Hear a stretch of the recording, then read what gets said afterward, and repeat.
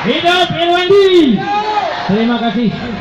Sudarlun calon gubernur Aceh nomor urut 6 Irwandi Yusuf meminta masyarakat Aceh agar tidak takut dengan intimidasi yang dilakukan oleh pihak-pihak tertentu pada pemilihan kepala daerah atau Pilkada 2017. Hal tersebut disampaikan Irwandi Yusuf saat menggelar kampanye dialogis yang dihadiri dalam jumlah besar itu Jumat sore di lapangan bola kaki Guhang, Kecamatan Blangpidi. Beasiswanya tim, mandang, tapi sigato. Kasih dengar dari jumlah yang ulun Irwandi.